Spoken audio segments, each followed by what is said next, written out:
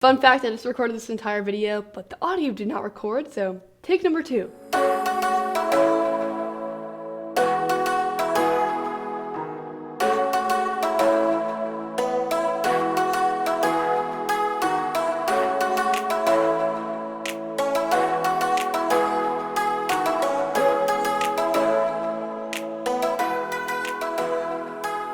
What's going on, everyone? It's Jack from Nothing But Tech. Hope you guys are all doing well. Welcome back to another video. In today's video, I'm doing another camera comparison. I've been doing a lot of these lately, and you guys seem to really like them, so I'm going to continue them.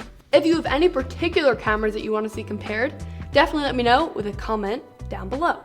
But in this video, I'm comparing the new Note 9 to the iPhone 10 and the OnePlus 6. So a couple of things to keep in mind before we dive into the sample images. The OnePlus 6 is about half the price of the Note 9 and the iPhone 10. It's in the $500 price range, whereas the iPhone 10 and Note 9 are about $1,000, if not a little bit more. So you should definitely keep that in mind when looking at the samples. The OnePlus 6 actually holds its own pretty well, surprisingly well. And then the second thing to note is that the Note 9 doesn't really have that big of an upgrade over the S9's camera. Like, there's not really any huge improvements, but I still wanted to make this video to have all the information in one place.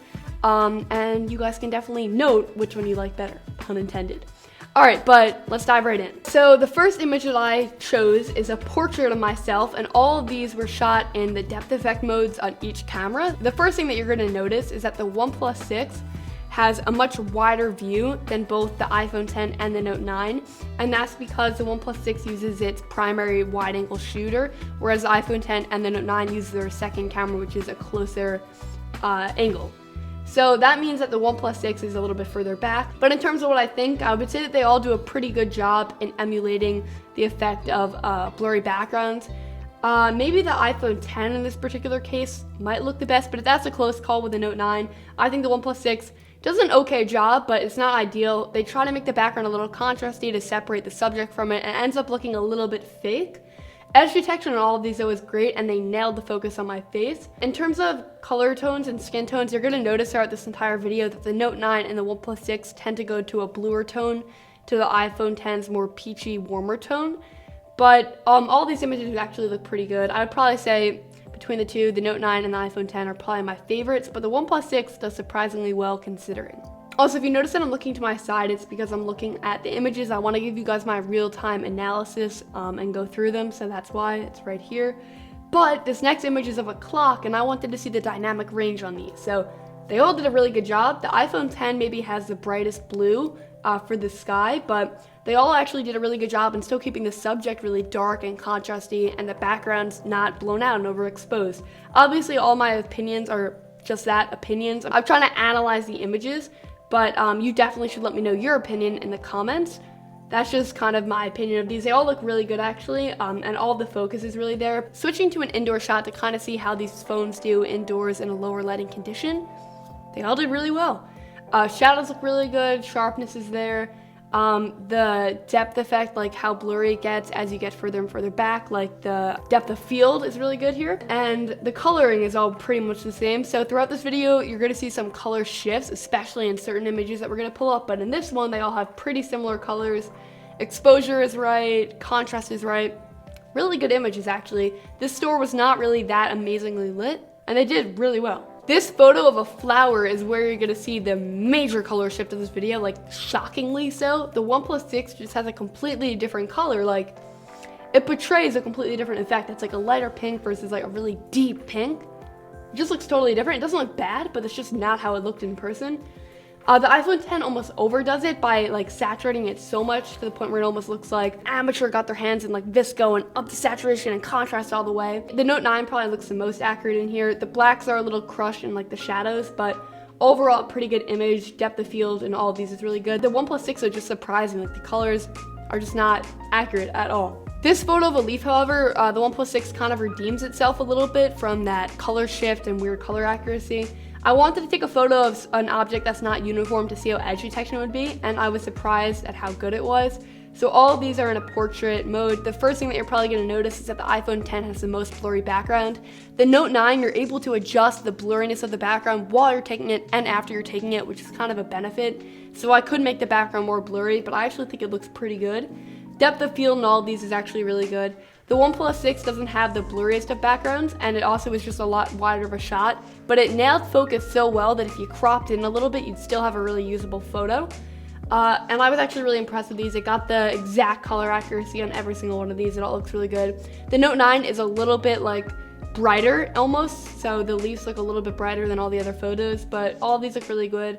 And the sky is definitely a little blown out, but I don't think it looks bad. Like, it looks okay considering, and it's so blurry that it almost looks good actually. I'm happy with every single one of these images. This shot of a Porsche kind of shows the difference in colors. So the Note 9 and the OnePlus 6 look a little bit more blue, especially the Note 9. The sky kind of reflected on the car, and the Note 9 picked up that blueness, whereas the other phones kind of showed it, but not as much. It kept the car very black.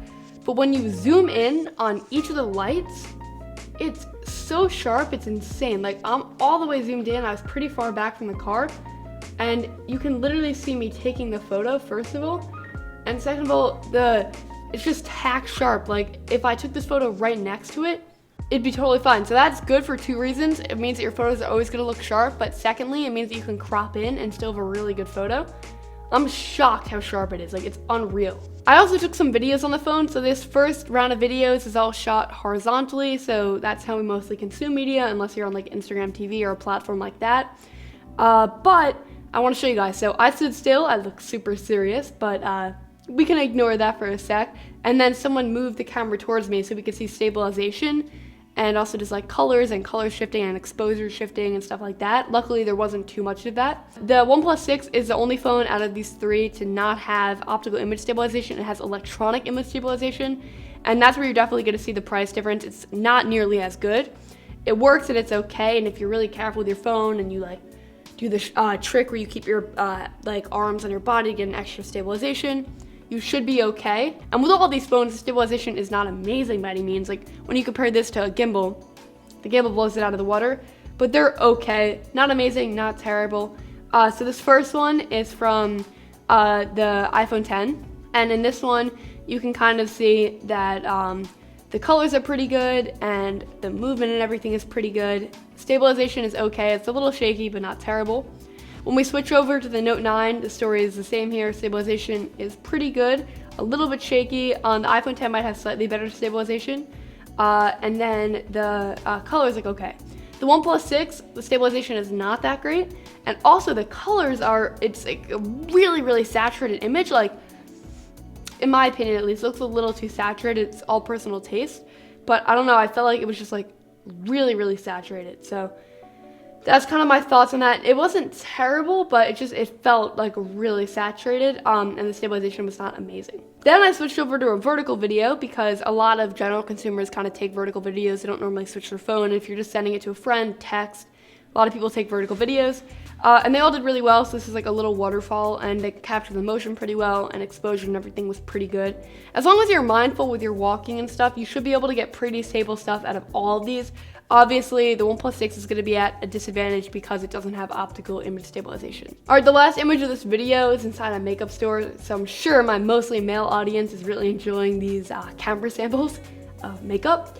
But this is an interesting one because the lighting is kind of all over. They have lighting to highlight the products, and then they have overhead lighting, and then they have lit up signs in the back and lit up mirrors. So it's kind of interesting because the phone has to handle a lot of different elements, and it does a pretty good job actually handling that. And everything is in focus, so there's a really wide depth of field here. I'm not sure if that's the right word, but basically things are really far away are in focus, things that are closer in focus.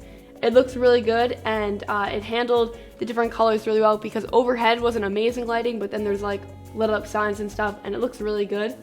I'm impressed with these images. Alright, so that's basically it for this video. That is the iPhone 10 versus the Note 9 versus the OnePlus 6. If you enjoyed it, be sure to smash that like button. It actually helps, surprisingly.